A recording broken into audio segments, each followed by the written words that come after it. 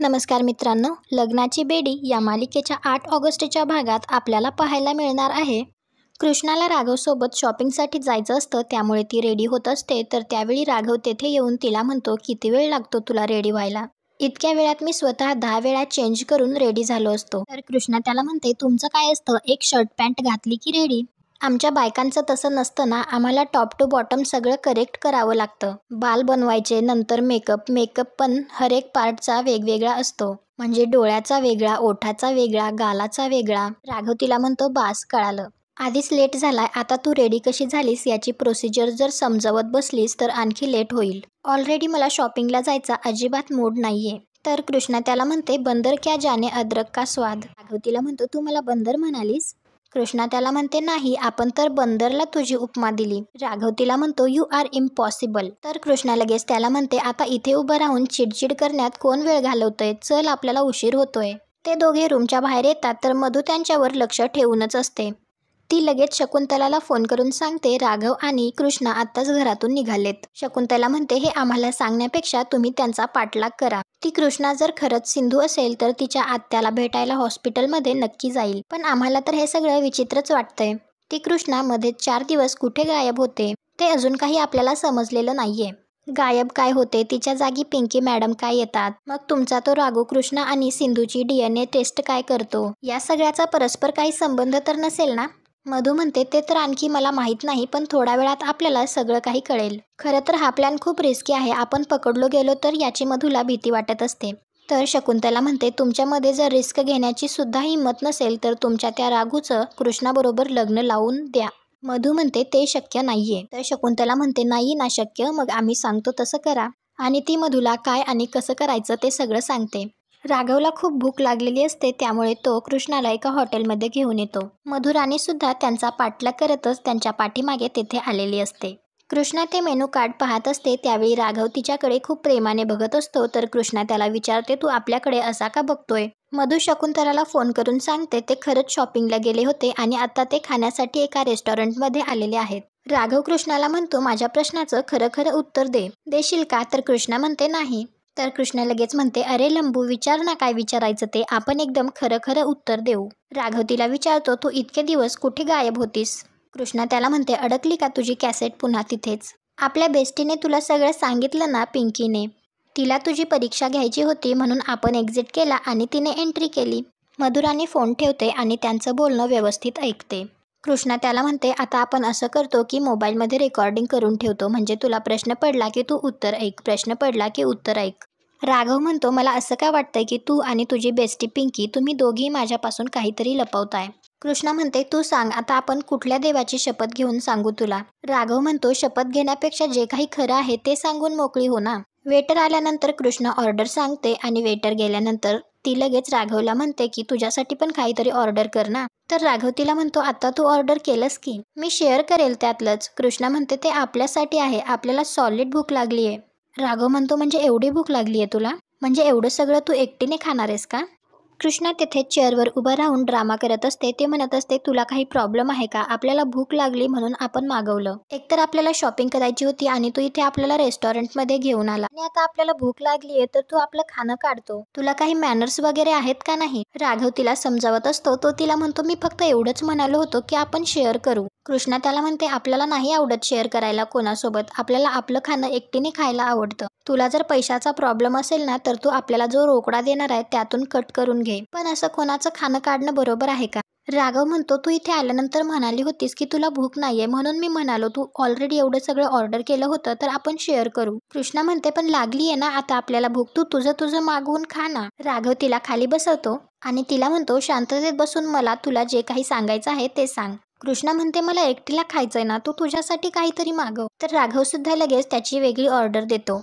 मधूचं मात्र सगळं लक्ष त्या दोघांवरच असतं. कृष्णा राघवला म्हणते, आता आपलं लग्न होणार तर आपल्याला असं जाम टेन्शन यायला लागलंय, मग त्यानंतर तू रोज आपलं असं खाणं मोजणार आहे का? राघव म्हणतो, असं काहीही होणार नाहीये, मी परत एकदा ऑर्डर डबल करू का? कृष्णा म्हणते, नाही नको, आता आपल्याला ते सगळं खाऊ दे, मग जर वाटलं तर आपण सांगू. मधुराणी परत शकुंतलाला फोन करते. तर शकुंतला तिला म्हणते, तुमची हिंमत कशी झाली आमचा फोन कट करण्याची? मधू म्हणते, तेच सांगायला फोन केलाय ना, मला असं वाटतंय ही कृष्णाच आहे. कारण ही जर सिंधू असती तर माईला बरं नाहीये हे कळाल्यानंतर सगळ्यात आधी ती हॉस्पिटलला गेली असती. ही तर मस्त शॉपिंग करतीये, इथे रेस्टॉरंटमध्ये खायला आलीये, खाऊन पिऊन मस्त आहे ही. मला वाटतं ही कृष्णाच आहे. शकुंतला म्हणते काहीही झालं तरी निर्णय घेण्याची घाई करू नका. मधू म्हणते मी फोन चालू ठेवते, मला बोलता येणार नाही, तुम्ही फक्त ऐका.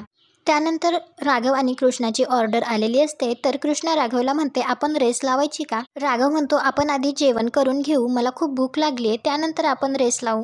कृष्णा म्हणते अरे लंबू, तुला काय वाटलं आपण रनिंग रेसबद्दल बोलतोय? तुझा मडका नेहमी असा वेगळीकडेच कसा वाजत असतो? आपण म्हणतोय की हे सगळे पदार्थ खाण्याची रेस लावायची का?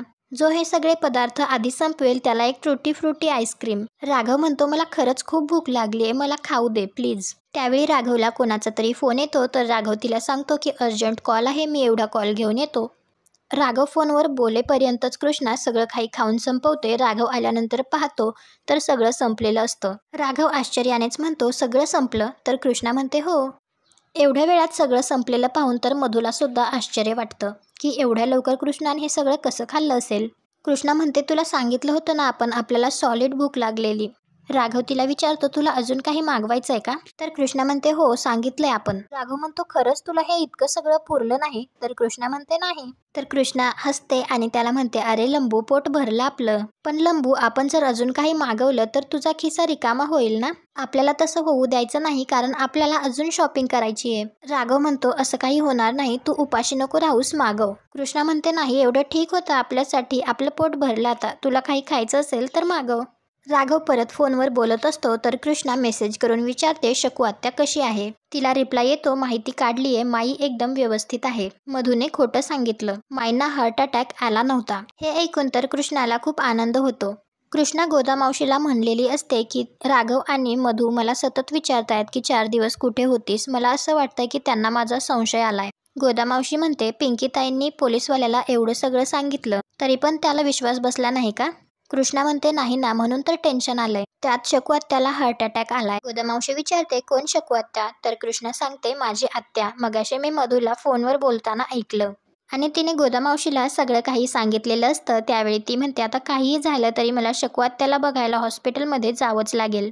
गोदामावशी तिला म्हणते असा विचार सुद्धा करू नकोस, मला तर त्या माजुरडीवर आणि तिच्या त्या पार्टनरवर थोडा सुद्धा विश्वास नाहीये. तुला फसवण्यासाठी त्यांनी हा प्लॅन केला असेल तर कृष्णा म्हणते आणि खरंच जर शकू आत्याला बरं नसेल तर? माझी आई लहानपणीच गेली पण त्यानंतर मला शकू आत्यांनी स्वतःच्या मुलीसारखं वाढवलंय आणि आता जेव्हा तिला गरज आहे तेव्हा तिच्यासाठी मी तिथे नसणं हे बरोबर आहे का? गोदामावशी म्हणते बरोबर आहे तुझं कृष्णा, पण आता तू तुझ्या लेकीचा विचार कर. इतके दिवस तू जी काही मेहनत केलीयस त्याचं फळ मिळण्याची वेळ आली आहे आणि तुझी छोटीशी चूक सुद्धा खूप महागात पडू शकते. कृष्णा म्हणते मग शकू आत्याचं काय? गोदामावशी म्हणते तू काळजी करू नकोस, हवं तर मी जाऊन बघते. कृष्णा म्हणते गोदामावशी तू म्हणतेस तसं जर तिथे खरंच मधूची माणसं असतील तर तू तिथे गेल्यानंतर सुद्धा ते तुला ओळखतील ना?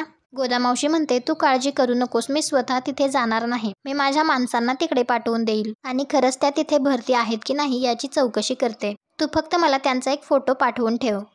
त्याचवेळी इकडे बाहेर रत्नाकर राजश्रीला म्हणत असतो तू एकटी बाहेर जाऊ नकोस. तर राजश्री म्हणते मी जर बाहेर गेले नाही तर राघवच्या लग्नाची तयारी कोण करणार? रत्नाकर म्हणतो मान्य आहे मला, पण आपल्या घरात एवढी माणसं आहेत, कोणीतरी जाईल ना खरेदीला. तेवढ्यातच कृष्णा तेथे येऊन म्हणते अरे मदर, तू पर्स घेऊन कुठे तुरुतुरू चाललीये, काय झालंय? रत्नाकर म्हणतो बरं झालं सिंधू तू आलीस, आता तूच तिला समजाव, ती माझं ऐकतच नाहीये. राजश्री म्हणते मी यावेळी कोणाचंही काहीही ऐकणार नाहीये. कृष्णा विचारते पण मॅटर काय आहे? राजश्री म्हणते तुमच्या दोघांचं लग्न आलंय तोंडावर, सगळी तयारी करायची आहे आणि मला खरेदीला बाहेर जायचंय, हे मला बाहेर जाऊ देत नाहीयेत. कृष्णा सुद्धा म्हणत असते फादरचं बरोबर आहे, या कंडिशन मध्ये तू बाहेर नाही जाऊ शकत. राजश्री म्हणते आता तूही त्यांच्याच बाजूने बोलणार आहेस का? मी घरात बसून राहिले तर लग्नाची तयारी कोण करणार? एवढी सगळी कामं कोण करणार? बाहेर खरेदीला कोण जाणार? कृष्णा म्हणते गोदामावशी आहे ना, ती करेल सगळं, तुला काय हवं ते तू तिला सांगत जा. गोदामावशी म्हणते हो तुम्ही काही काळजी करू नका, मी सगळी कामं करेल. राजश्री म्हणते गोदाला कसं कळणार आहे मला काय हवं आहे ते? मार्केटमध्ये गेल्यानंतर वस्तू बघितल्यानंतर सुद्धा आपल्याला कळतं ना की आपल्याला ही वस्तू हवी आहे. या गोष्टी घरात आणायच्यात. कृष्णा तिला म्हणते जग कुठे चाललं, तू काय विचार करते? आजकाल घरी बसून आपली सगळी कामं होतात. गोदामावशी दुकानात जाऊन तुला व्हिडिओ कॉल करेल, व्हिडिओ कॉलवरती सगळं बघून कुठलं काय घ्यायचं ते सगळं तू गोदामावशीला सांग, मग ती सगळं तुझ्या मनासारखं घेऊन येईल. आणि गोदामावशीला तसंही तिच्या एका कामासाठी बाहेर जायचंच आहे. राजश्री म्हणते ठीक आहे, होऊ दे तुमच्या मनासारखं. त्यानंतर राजश्रीने गोदामावशीला खोलीत नेऊन तिला सामानाची यादी दिलेली असते. हे सगळं कृष्णाला रेस्टॉरंटमध्ये बसलेले असताना आठवतं. मधू तिचा पाठलाग करतीये ही गोष्ट कृष्णाला आधीच माहिती असते. ती मनात विचार करते, तू कितीही डावपेच खेळ, पण एक गोष्ट लक्षात ठेव, तू शेर असशील तर मी 1.25 शेर आहे. तू माझ्या मुलीला माझ्यापासून लांब केलंस. तू तिला दिलेल्या प्रत्येक त्रासाचा हिशोब तिची आई तुझ्याकडून वसूल करेल. मी सिंधू आहे हे तुला कधीच कळणार नाही. आणि आजचा भाग इथेच संपतो. पुढील भागात आपल्याला पाहायला मिळणार आहे. मधुराणी शकुंतलाला फोनवर सांगते, मी कृष्णाचा पाठलाग करत घरापर्यंत आले, पण आता ती एकदमच गायब झाली आणि आता कुठे दिसतच नाहीये. त्यावेळी कृष्णा अचानक तिच्या मागे आल्यामुळे मधुराणी खूप घाबरते.